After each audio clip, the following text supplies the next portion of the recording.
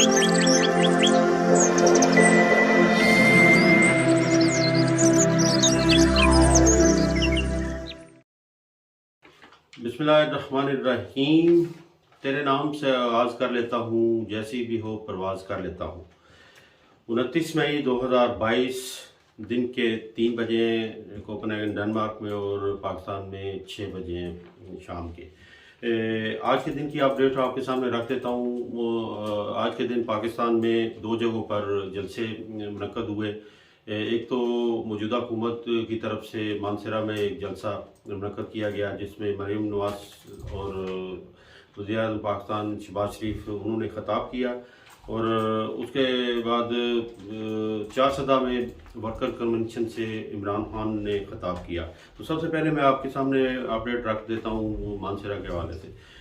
हस्ब मामूल मानसरा में काफ़ी तादाद में लोग जमा थे और मरीम नवाज ने हस्ब रवायत उसी तरह कड़ी तनकीद का निशाना बनाया इमरान खान को। और उन्होंने कहा कि इमरान खान, आपको हुकूमत से निकाला गया, आपको बनी गाला से तो नहीं निकाला गया। आप छुप कर KPK में बंकर में जाकर बैठ गए हैं और तमाम तर हुकूमती सूबाई मशीनरी KPK की वो आप मिस यूज़ कर रहे हैं, इस्तेमाल करने जा रहे हैं। और लॉन्ग मार्च में भी बहुत बड़ी हद तक आपने सूबे के तमाम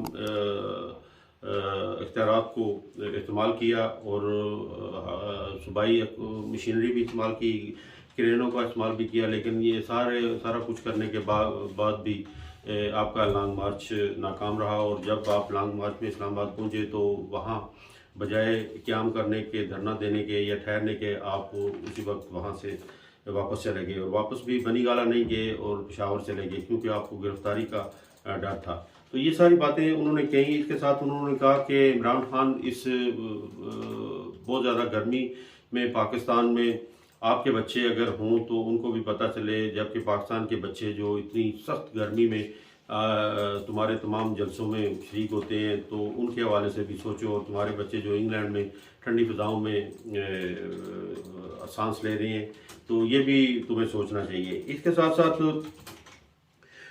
उन्होंने कहा कि एक तो ये अभी तुम सुप्रीम कोर्ट का सहारा ले रहे हो और वहाँ अपनी फरियाद कर रहे हो, तो ये भी आने वाला वक्त बताएगा कि तुम किस हद तक लोगों को अपने एतमाद में लेते हो। तो ये है कि इसके साथ साथ नवाज शरीफ के हवाले से उन्होंने कहा कि नवाज शरीफ ने जब तहरीक चलाई थी वकला के हवाले से, तो उन्होंने पाकिस्तानी अवाम को बहुत ज़्यादा अच्छे तरीके से मोबिलाइज भी किया और वहाँ तहरीक का वक़्त ख़त्म भी नहीं हुआ था और वकला की तहरीक कामयाब हो गई और बहाल हो गई। इस तरह की तहरीकें इसी तरीके से चलती हैं। और इसके साथ साथ उन्होंने कहा कि इमरान खान, तुम्हारी साजिश भी 2 नंबर, तुम्हारा इनकलाब भी 2 नंबर, तुम्हारा जो कहना जहाद कर रहे हैं वो भी 2 नंबर और तुम खुद भी 2 नंबर हो। तो ये सारा सिलसिला जो तुमने ड्रामा किया हुआ है, ये आवाम को पता चल चुका है और बड़ी जल्दी इलेक्शन में तुम्हें पता चल जाएगा कि इसके नतायज क्या होते हैं।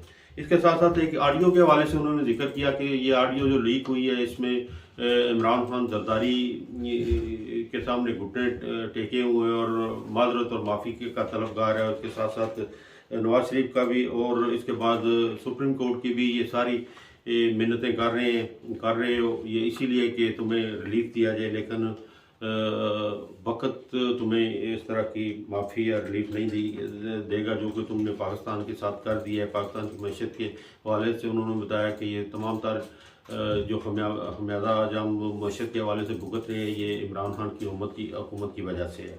ये सारी बातें उन्होंने की। इसी तरह और बहुत ही मैं समझता हूँ जज्बाती तौर पर उन्होंने ये सारी बातें की। और उसके बाद शहबाज शरीफ साहब जनाब स्टेज पे आए और उन्होंने शहबाज शरीफ साहब ने भी हस्बे मऊल, हालांकि ये इस जलसे के हवाले से कहा गया था कि ये बिल्कुल सियासी तौर पर नहीं होगा, तो ये हो नहीं सकता कि कोई भी जलसा हो इस तरह का सियासी जमात का तो उसमें सियासी तौर पर या अपोजिशन के हवाले से बातचीत ना की जाए। शहबाज शरीफ साहब ने भी हस्ब रवायत बड़ी कड़ी तनकीद का निशाना बनाया इमरान खान को और इमरान खान को कहा कि तुमने हमेशा गाली की सियासत की है और पाकिस्तानी अवाम को जो दस्त दिया है सियासत के हवाले से वो बड़ा ही वल्गर किस्म का है। तो ये मैं समझता हूँ कि उनका अपना ज़ाहिर बयान है शहबाज शरीफ का। उसके बाद शहबाज शरीफ साहब ने 2-3 प्रोजेक्ट या मंसूबे मानसरा आवाम के लिए दिए, जिनमें एक हज़ारा को उन्होंने इलेक्ट्रिक सप्लाई का ये मंसूबा ये मुहैया किया, ये जारी करने का हुक्म दिया, और उसके साथ इंटरचेंज का भी सहूलत उन्होंने मुहैया करने की यकीनदानी कराई। और इसके साथ साथ हज़ारा को जो नवाज शरीफ के दौर में 30 अरब के जो मंसूबे थे वो पस पर्दा हो चुके थे ये इमरान खान की हुकूमत में, उनको भी दोबारा जारी करने का दरख्वास्त की मानसरा के लोगों ने, जो उन्होंने कबूल की और उनको उसकी भी यकीन दहानी करवाई। और इसके बाद उन्होंने कहा कि KPK को वो शहबाज शरीफ पंजाब की तरह सूबा बनाने की कोशिश करेंगे, ये भी आने वाला वक्त ही बता सकता है कि वो क्या करते हैं। तो इस तरह पेट्रोलियम मसनूआत में कीमतें बढ़ाने के हवाले से शहबाज शरीफ ने कहा कि ये हमें मजबूरन करना पड़ा, लेकिन इसके बरक्स हम इसके साथ साथ तकरीबन 8 करोड़ आवाम को या लोगों को हम सब्सिडीज़ की शक्ल में 28 अरब रुपए का पैकेज दे रहे हैं, जिसमें माहाना 2000 रुपये तमाम खानदानों को मिला करेंगे। तो ये उन्होंने ऐलान किया। इसके साथ साथ आज भी उन्होंने ये अपने कपड़ों के हवाले से जिक्र किया कि कपड़े मैं आज भी बेच सकता हूँ, वो बेच दूंगा अपने अवाम के कर्जे ख़त्म करने के लिए। तो ये ठीक है, उनकी अपनी सोच है। उसके साथ साथ मानसरा शहर के गली मोहल्ले और तमाम इलाके के लिए उन्होंने 1 अरब रुपए का ऐलान भी किया। तो ये सारा सिलसिला उन्होंने ज़ाहिर है ये इसी वजह से किया कि वो आवाम को ज़्यादा से ज़्यादा इत्मीनान में ले सकें। अच्छा, इसके बाद आखिर में मैं ये जिक्र करना चाहूँगा कि इमरान खान ने जो 4 सदा में जो जलसा किया वर्कर्स कन्वेंशन को, तो उसमें भी उन्होंने काफ़ी हद तक मौजूदा हुकूमत को तनकीद का निशाना भी बनाया, और उन्होंने दोबारा ये यकीनदानी कराई या बात दोहराई कि मैं इस इम्पोर्टेड हुकूमत को कभी भी तस्लीम नहीं करूँगा जब तक मैं जिंदा हूँ। और इसके साथ साथ इस लॉन्ग मार्च में उन्होंने जिक्र किया कि जितने लोग भी हमारे शहीद हुए उनके घर भी हम गए और उनके साथ अफसोस का इजहार भी किया, और उनके मुकदमात को आगे बढ़ाने की भी उन्होंने यकीनदानी कराई। और जो भी ब्यूरोक्रेसी है, सरकारी जो सतह पर जो भी नाजायज़ इख्तियारात का इस्तेमाल किया गया, उनके हवाले से भी उन्होंने अदालतों में केस ले जाने का यकीनदानी कराई अपने अवाम को।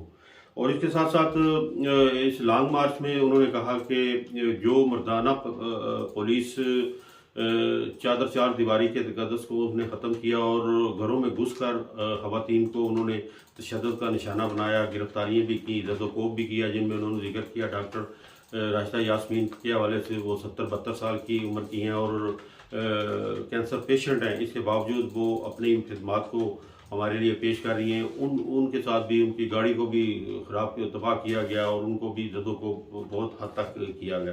तो ये सारी चीज़ें इमरान खान ने कहा कि जब हमें मौका मिलेगा तो ये सारा इस हुकूमत को हिसाब किताब देना पड़ेगा, जिनमें शहबाज शरीफ और वज़ीर दाखिला राना सनाउल्लाह और इसके साथ साथ जो ब्यूरोक्रेसी है जो अपनी जिम्मेदारियों को इस हुकूमत के हवाले करते करते नाजायज़ इख्तियारात का इस्तेमाल कर रही है, तो इनसे भी हिसाब लिया जाएगा। इसके बाद उन्होंने कहा कि पेट्रोल की कीमतें इन्होंने IMF के कहने पर बढ़ाई हैं और ये मज़ीद कीमतें बढ़ाने की कोशिश करेंगे। ये तकरीबन पेट्रोल को 200 से ऊपर लेकर जाने की कोशिश करेंगे। तो अगर इस तरह की सूरत हाल मैशत के हवाले से रही तो पाकिस्तान, मैं समझता हूँ कि खुदा न खास्ता दिवालिया होने के सूरत में या शक्ल में या उस सतह पर न चला जाए जिस तरह इस वक्त श्रीलंका गया हुआ है।